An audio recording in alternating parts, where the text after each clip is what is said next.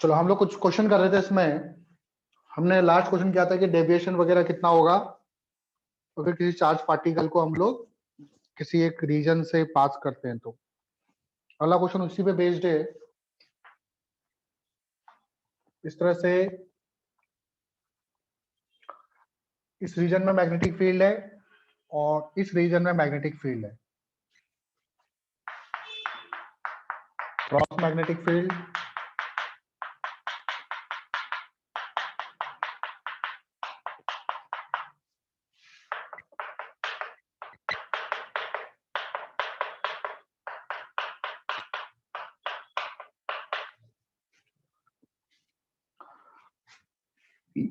In magnetic field की thickness दे रखी है हमको mv0 बाय 8qb। इसकी दे रखी है mv0 बाय qb। इसकी थिकनेस भी दे रखी है mv0 बाय 8qb। एक चार्ज पार्टिकल है, q चार्ज, m मास, उसको मैंने वेलोसिटी दी v0 से। ये चार्ज जाएगा तो अपनी पाथ से इससे थोड़ा सा बैंड हो जाएगा, ऊपर की तरफ फोर्स लगेगा इस पे। फिर इसके बाद ये चार्ज पार्टिकल, ठीक है, इसका सेंटर यहाँ कहीं होगा और हमने देखा था कि ये एंगल आपका θ1 होगा। फिर इसके बाद ये चार्ज पार्टिकल सीधा जाएगा ऐसे करके, क्योंकि टेंजेंशियली जाएगा यहाँ पे।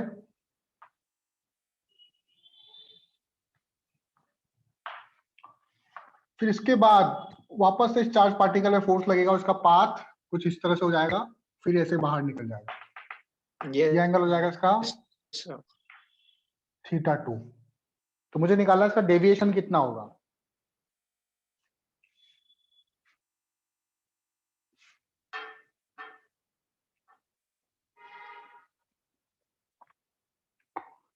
तो उसका डेविएशन निकालना है आपको, नेट डेविएशन। तो हमने लास्ट टाइम निकाला डेविएशन, आपको याद हो, थीटा बराबर आया था साइन इनवर्स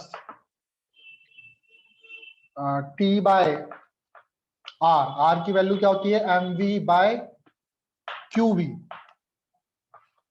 आप लोग डायरेक्ट ये फॉर्मूला यूज करोगे।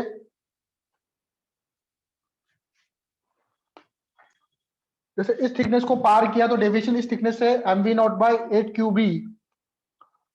फिर ये वाला एंगल भी ऐड होगा, तो टोटल थिकनेस कितनी हो जाएगी, ये टी। तो टोटल डेविएशन θ2 लिख दिया मैंने यहाँ पे, थीटा लिखो उसको। तो थीटा बराबर यहाँ पे होगा साइन इनवर्स टी की जगह लेंगे कितने रीजन में ये था, M V not by 8 Q B plus M V not by 8 Q B. तो टी बराबर हो जाएगा M V not by 4 Q B, ये टी हो गया आपका, इंटू एम वी नॉट, ऊपर आ जाएगा क्यू बी से Q B cancel, M V not से एम वी नॉट कैंसिल। आपका थीटा इक्वल टू हो जाएगा साइन इनवर्स 1/4। समझ गया।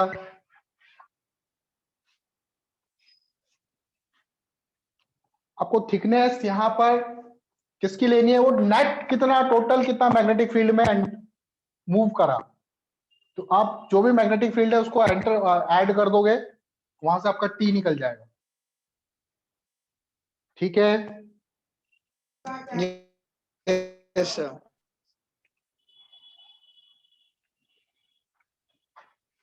चलो इसके बाद आता है आपका, ये वाला क्वेश्चन कर ही लिया हमने।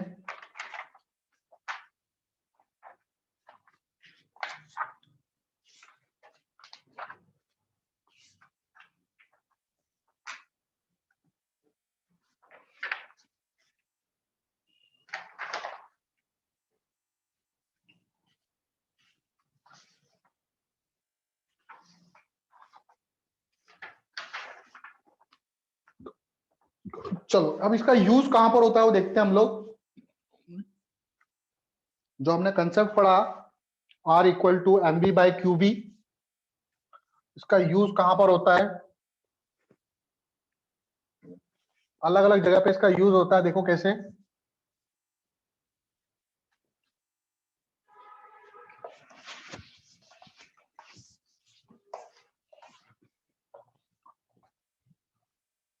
इसका यूज होता है मास स्पेक्ट्रोमीटर में।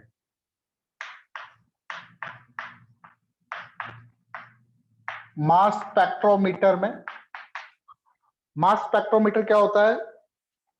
Device which is used to separate different isotopes of same charge। Same charge के अलग अलग आइसोटॉप्स होते हैं, उन आइसोटॉप्स को सेपरेट करने के लिए C14 C12 सुना होगा आप लोगों ने, तो उसको अलग अलग करने के लिए हम मास स्पेक्ट्रोमीटर का यूज करते हैं। कैसे? सपोज करो ये मैग्नेटिक फील्ड है, यहाँ पे क्रॉस मैग्नेटिक फील्ड है,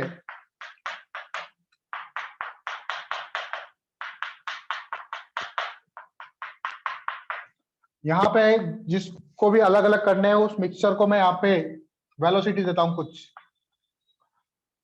ठीक है, Q चार्ज है, मास, अलग अलग मास है, Q सबका सेम रहेगा, ठीक है, यहाँ पे V वेलोसिटी दी आपने। तो आपको पता है कि जो रेडियस होती है R इक्वल टू होती है mv by QV। Q same है, मैग्नेटिक फील्ड सेम है, वेलोसिटी आपने V सेम दे रखी है, तो रेडियस जो है वो डायरेक्टली प्रोपोर्शनल हो जाएगा मास के। जिसका मास ज्यादा होगा उसकी रेडियस ज्यादा होगी। अब मैंने देखा था कि ऐसे जब मैं इसको एंटर करवाता हूं तो उसका पाथ जो है ऐसे घूमते हुए ऐसे बाहर आ जाता है, तो कुछ पार्टिकल यहां से निकलेंगे और कुछ पार्टिकल की रेडियस ज्यादा होगी और वो यहां से निकलेंगे। तो जिसका मास ज्यादा है वो पार्टिकल यहां से निकलेगा, जिसका मास कम है वो यहां से निकलेगा। आ रही है बात समझ में? Yes sir, yes sir. तो मास स्पेक्ट्रोमीटर में यूज होता है, it is use to separate,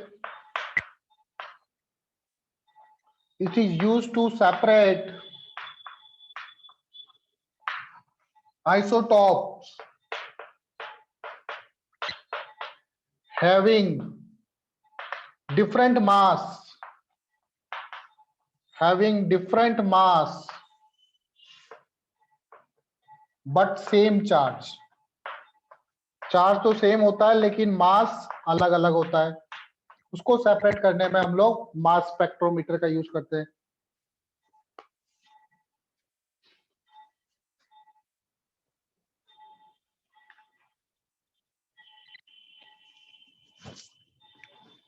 ठीक है, चलो आगे देखें।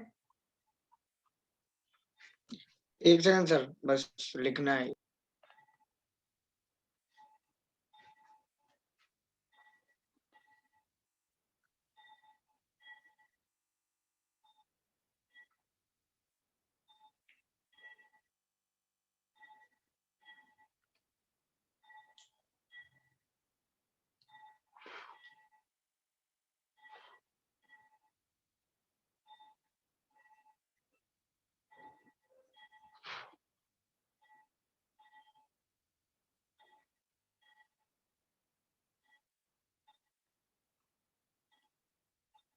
यस सर, हो गया सर। दूसरा यूज होता है इसका साइक्लोट्रॉन में।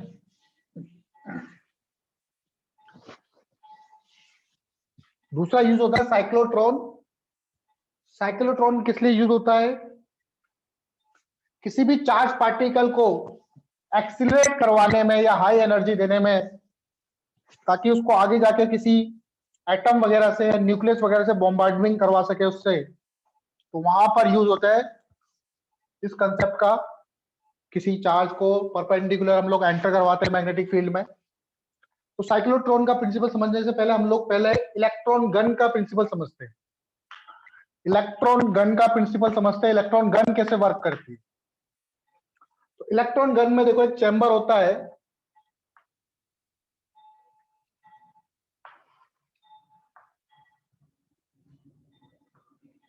यहां से इलेक्ट्रॉन्स इजेक्ट होते हैं, निकलते हैं। इसके अंदर क्या होती है? कॉइल होती है।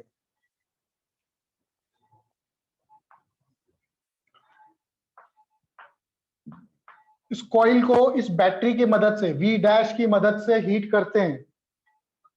तो हीट करने से इस कॉइल में क्या होती है, इलेक्ट्रॉन्स एमिट होते हैं। एक्सेसिव हीटिंग के कारण बहुत ज्यादा हीट दे दोगे आप लोग कॉइल को, उसमें से क्या होंगे, इलेक्ट्रॉन्स एमिट हो जाएंगे। ठीक है, एक्सेसिव हीटिंग, इसको बोलते हैं थर्मो आयनिक एमिशन। शायद इलेक्ट्रोस्टैटिक में मैंने पढ़ा होगा, किसी को बॉडी को चार्ज कैसे करते हैं, थर्मो आयनिक एमिशन। अब ये इलेक्ट्रॉन इजेक्ट तो हो गया, लेकिन अभी इसके पास इतनी एनर्जी नहीं है, तो हम लोग क्या करते हैं, जो चैम्बर है, इस चैम्बर के अक्रॉस एक पोटेंशियल डिफरेंस क्रिएट करते हैं। ये नेगेटिव है तो नेगेटिव, इधर पॉजिटिव, इस तरह से एक पोटेंशियल डिफरेंस क्रिएट हो गया चैम्बर के अक्रॉस। तो इस ये जो इलेक्ट्रॉन एमिट हुआ, इस इलेक्ट्रॉन पे इधर की तरफ फोर्स लगेगा और ये इलेक्ट्रॉन इधर मूव करेगा और बाहर निकलेगा। अब जो इलेक्ट्रॉन बाहर निकलेगा, इसकी एनर्जी कितनी होगी, यहां से सिर्फ एमिट हुआ है, इसको एनर्जी किसने दी बाहर आने के लिए, इस वाली बैटरी ने, वी ने। तो इसकी जो एनर्जी होगी, kinetic energy, which is equal to होता है E इंटू वी।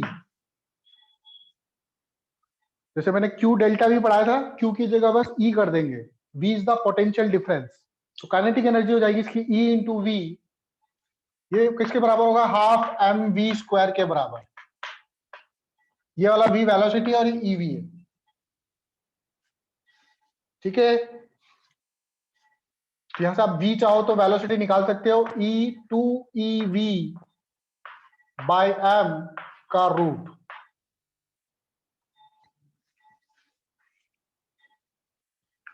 आई बात समझ में? यस इलेक्ट्रॉन सर, गन यहाँ कैसे पे काम आपने ये करता है? कॉइल को क्या नाम दे रखा है? कॉइल को यहाँ पे लिखा है एक्सेसिव हीटिंग हो रही है इसमें, अच्छा, एक्सेसिव हीटिंग, नीचे लिखा है थर्मो आयनिक एमिशन।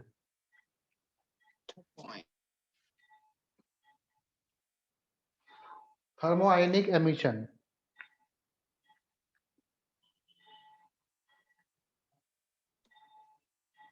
सर एक बार ये डायग्राम दोबारा बता देना। एक चैम्बर होता है, उसके अंदर एक कॉइल रखी होती है, कॉइल जो है एक दूसरी बैटरी से जुड़ा होता है। इस कॉइल, ये जो चैम्बर, इस चैम्बर को एक पोटेंशियल डिफरेंस देता हूं मैं, इसके लिए अक्रॉस एक वी बैटरी लगा देता हूं। तो जो इलेक्ट्रॉन एमिट हुआ, तो इसके अक्रॉस कितना पोटेंशियल डिफरेंस है, ई वी। तो इसको एनर्जी कितनी मिलेगी, ई इंटू वी। वो किसके बराबर होगा, काइनेटिक एनर्जी के बराबर। Okay sir. ठीक है, यस सर। अब अगर मान लो इसके बाद मैंने एक और चैम्बर बना दिया,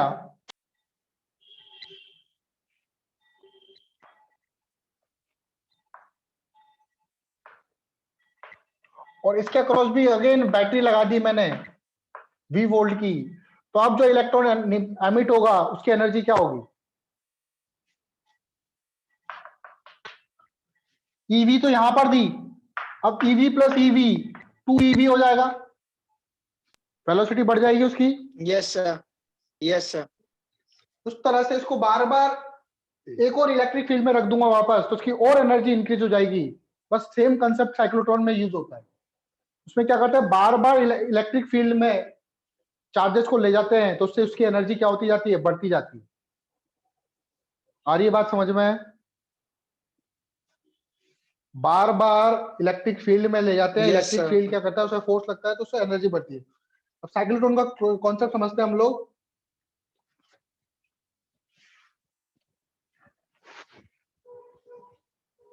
साइक्लोट्रॉन में एक होता क्या है,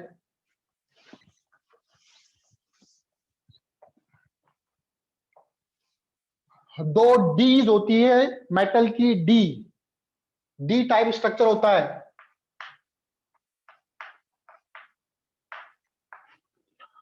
दो मेटल की डीज होती है, इस तरह से कंडक्टर होती है।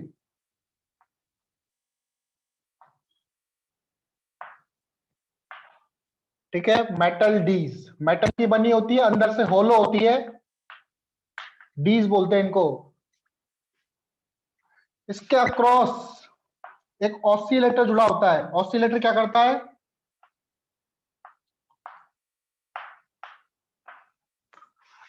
ये क्या करता है? जैसे ये D1 है, ये D2 है। D1 को पहले पॉजिटिव करेगा, D2 को नेगेटिव करेगा, फिर हाफ साइकिल के बाद D2 को पॉजिटिव करेगा, D1 के नेगेटिव करेगा। मतलब इसका जो ग्राफ है, यहां से जो सिग्नल आ रहे हैं या फिर जो सप्लाई आ रही है वो इस तरह से आ रही है। पहले पॉजिटिव, फिर नेगेटिव, पॉजिटिव, नेगेटिव। उसी तरह से ये पॉजिटिव, उस समय ये D2 अच्छा नेगेटिव होगा, फिर D2 पॉजिटिव, D1 नेगेटिव। ये पूरा सिस्टम एक मैग्नेटिक फील्ड में रखा होता है। अच्छा ये पूरा सिस्टम एक मैग्नेटिक फील्ड में रखा होता है।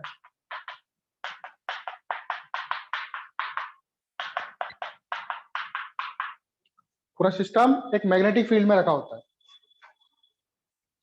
अब मान लो मेरे पास कोई चार्ज पार्टिकल है Q, यहां पे रखा।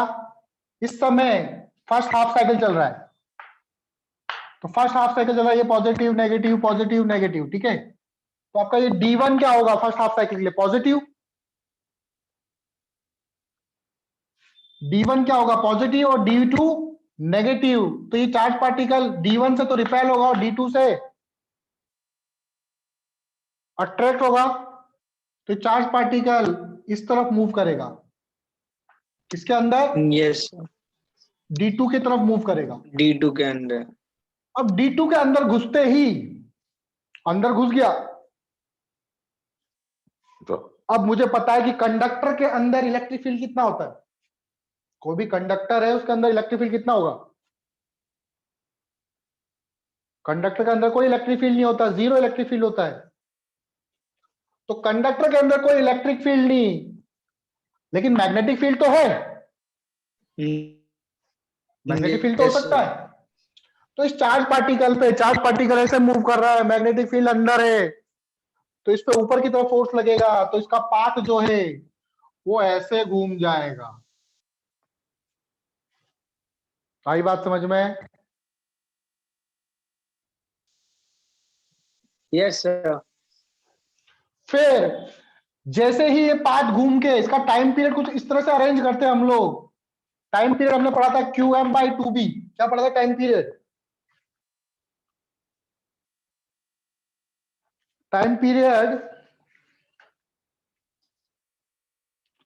टू क्या था आपका टाइम पीरियड? कैपिटल T बराबर QB/MB था। नहीं,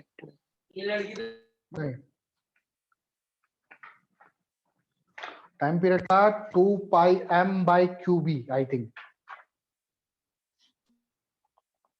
3QB। हाँ 3QB था ना, 2πm/। 2πm/QB था, ठीक है। टाइम पीरियड, अगर कोई भी पार्टिकल सर्कुलर पाथ पे घूम रहा है तो उसका टाइम पीरियड होता है T बराबर 2πm/QB। अगर कोई सर्कुलर पाथ पे घूम रहा है तो ये जो फ्रीक्वेंसी ऑसिलेटर है, इसका जो ऑसिलेशन का टाइम पीरियड है, मतलब एक चक्कर पूरा करने का टाइम पीरियड, वो इसके बराबर होना चाहिए 2πm/QB के। कैसे? अब जैसे ये यहां पर आ गया पार्टिकल, अब उस केस में क्या हो जाएगा? ये नेगेटिव साइकिल चलेगी। तो नेगेटिव साइकिल चलेगी तो अब D2 हो जाएगा पॉजिटिव और D1 हो जाएगा नेगेटिव। तो उस चार्ज पार्टिकल को रिपेल करेगा D2, और D1 क्या करेगा? अट्रैक्ट करेगा। बात समझ में आ रही है? अब यहां पर आपका मैग्नेटिक फील्ड भी है लेकिन इलेक्ट्रिक फील्ड भी है, तो इलेक्ट्रिक फील्ड ज्यादा डोमिनेंट है। आ रही है बात समझ में? सर ये दोबारा बताओ, लास्ट वाला जो आपने बताया। ठीक है। For first half cycle, first half cycle में क्या होगा? D1 is positive, D2 negative. तो चार्ज पार्टिकल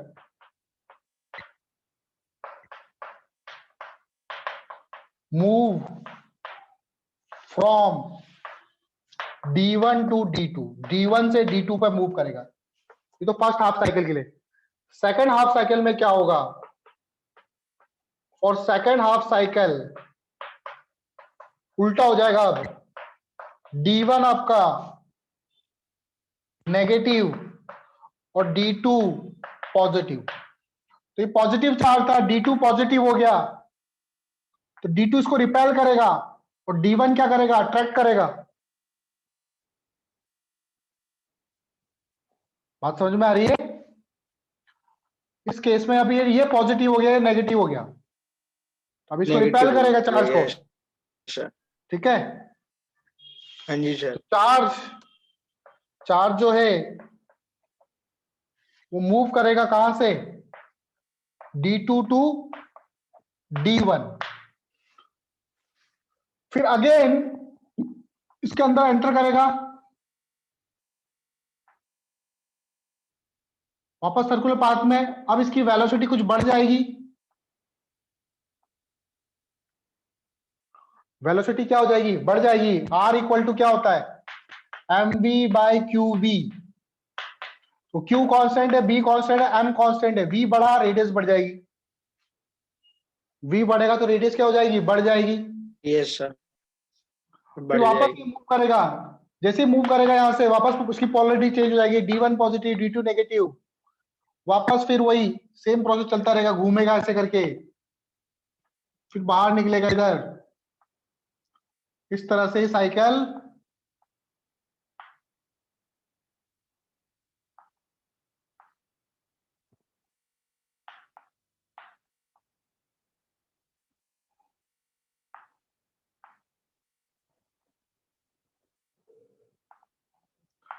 ऐसे करके इसकी स्पीड क्या होती जाएगी? बढ़ती जाएगी, बढ़ती जाएगी।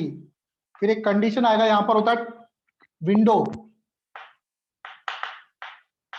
एक विंडो होती है, उस विंडो से ये फिर जब इसकी स्पीड सफिशिएंट हो जाती है तो विंडो से फिर बाहर निकाल लेते हैं हम लोग उसको। विंडो से बाहर यहाँ पर टारगेट होता है, जिस टारगेट पे आपको हिट करना हो। आई बात समझ में? Yes sir. डायग्राम ऐसे ही बनाना। पहले जो रेडियस है उनमें ज्यादा अंतर है, बाद में जो डिफरेंस होता है वो कम होता जाता है।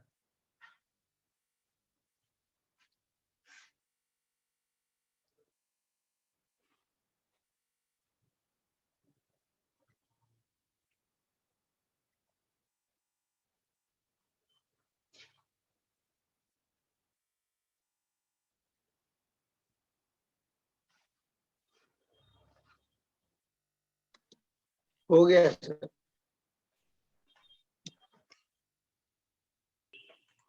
ठीक है, तो साइक्लोट्रॉन इस तरह से वर्क करता है। इसकी वर्किंग वगैरह लिख लेना आप लोग। वैसे तो साइक्लोट्रॉन शायद हट गया है सीबीएसई से इस बार, फिर भी नीट वगैरह के लिए, जेई वगैरह के लिए इसको। अब देखो यहां पर रेडियस निकालते हैं हम लोग। तो मैंने रेडियस बताया था, R इक्वल टू होता है mv बाय qb। m होता है मोमेंटम। मोमेंटम को काइनेटिक एनर्जी के टर्म्स में लिख सकते हैं, तो 2m v बाय qb ऐसे भी लिख सकते थे हम लोग। q डेल्टा v कर दो या qv कर दो। बात समझ में आ रही है? Yes sir. Delta v upon qb, इसका मान लो पोटेंशियल डिफरेंस है v या डेल्टा v। जब चार्ज यहां से यहां एंटर किया तो इसकी एनर्जी हो गई 2m/v डेल्टा v। फिर जब चार्ज रोटेट करके ऐसे आएगा, क्या इसकी एनर्जी बढ़ जाएगी? वापस से इलेक्ट्रिक फील्ड में जो इलेक्ट्रॉन गन का बताया था, यस वापस सर। से एंटर करेगा तो इसकी एनर्जी बढ़ जाएगी। एनर्जी बढ़ गई तो रेडियस बढ़ गई। ठीक है, तो मैं R1 अगर लिखूं, R1 इक्वल टू क्या होगा? Under root 2m/q v by qb। R2 अगर लिखूं मैं तो qv की जगह क्या लिखूंगा? 2qv। Yes sir. Energy double हो जाएगी ना, तो 2m हाँ जी सर, q ऐसे बढ़ती जाएगी ना फिर। 2v या फिर Q2v। इसको ध्यान से देखो तो ये √2 टाइम्स ऑफ R1 है, √2 times of R1। Yes sir. R3 देखो, तो R3 में यहाँ पे क्या 3 आ जाएगा, √3 आ जाएगा, 2QV 3QV। Yes sir. √3. Yes. ठीक है, √4 R1 इसी तरह से। अच्छा, इनका डिफरेंस बढ़ता देखते हैं, जाएगा R2 माइनस ना R2 सर फिर माइनस तो। R1, R2 माइनस R1 करता हूं तो ये क्या √2 माइनस 1 इंटू R1 आएगा, एंड R3 माइनस R2 करता हूं तो ये क्या √3 माइनस √2 इंटू R1 आएगा। बात समझ में आ रही है? ये √2 माइनस 1 ये आता है, √2 की वैल्यू होती है 1.414, माइनस 1 करेंगे 0.414, इसकी वैल्यू कितनी आएगी 0.414 R। इसकी वैल्यू कितनी आएगी 1.732 माइनस 1.414, कितनी वैल्यू आएगी, वैल्यू कम हो जाएगी, 1.732 माइनस 1.414, 12 8 1 0.318। बात समझ में आ रही है कुछ? Yes sir. Yes sir. इसका मतलब जैसे जैसे रेडियस बढ़ती जाएगी, रेडियस का जो डिफरेंस है वो कम होता हुआ जाएगा। इसीलिए यहाँ पर जो मैंने डिफरेंस बनाया और यहाँ पे जो डिफरेंस बनाया, यहाँ पे कम डिफरेंस बनाया, यहाँ पे ज्यादा डिफरेंस बनाया। आ रही है बात समझ में? Yes sir. ठीक है, जैसे जैसे साइक्लोन आगे बढ़ता जाता है तो डिफरेंस बिटवीन रेडियस डिक्रीज होता जाता है। ठीक है, तो यहाँ पे लिख देना as radius increases, जैसे जैसे रेडियस बढ़ता है, as radius increases, difference between radius decreases, difference between radius decreases। ठीक है,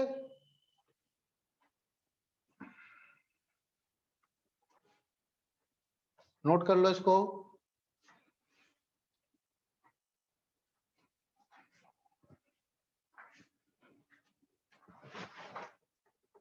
क्या था क्यू वी क्रॉस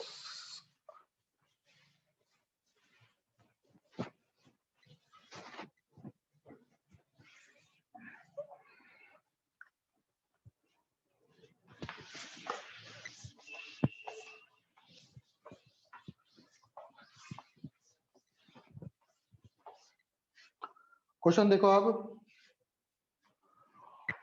मान लो मेरे पास दो चार्जेस है Q और इधर भी Q, दोनों R डिस्टेंस पर है।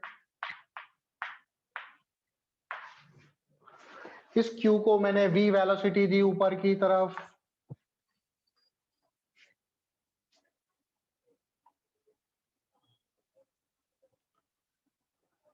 और इसको भी मैंने V वेलोसिटी दी। ये चार्ज नंबर 1 है, ये चार्ज नंबर 2 है। तो मुझे फाइंड करना है magnetic force on 2 due to 1। क्या इसके चार्ज के कारण इस पे फोर्स लगेगा? फाइंड मैग्नेटिक फोर्स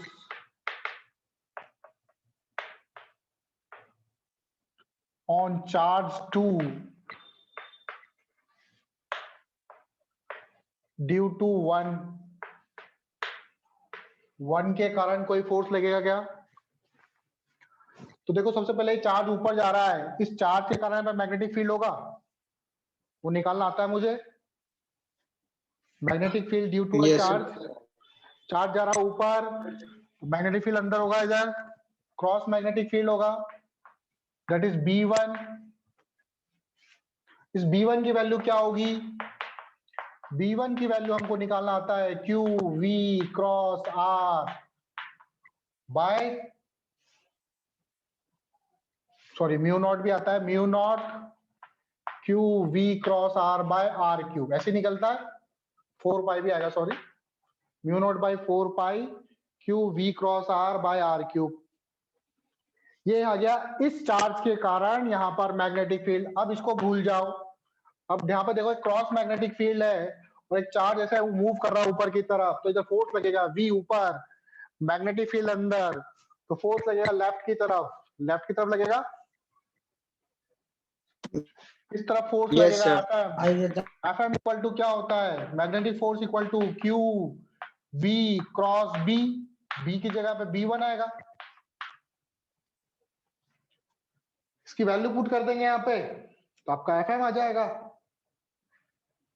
यहाँ पे V और R के बीच में एंगल कितना है, V और R के बीच में एंगल 90 है, तो इसको सॉल्व करोगे तो म्यू नॉट क्यू वी, देखो एक R से R कट जाएगा, 4 पाई बाय आर स्क्वायर। यहाँ पर V और B के बीच में कितना एंगल है, V ऊपर जा रहा है, मैग्नेटिक फील्ड अंदर, तो अगेन यहाँ पे FM equal to Q V भी हो जाएगा। वैल्यू पुट कर दो, म्यू नॉट क्यू स्क्वायर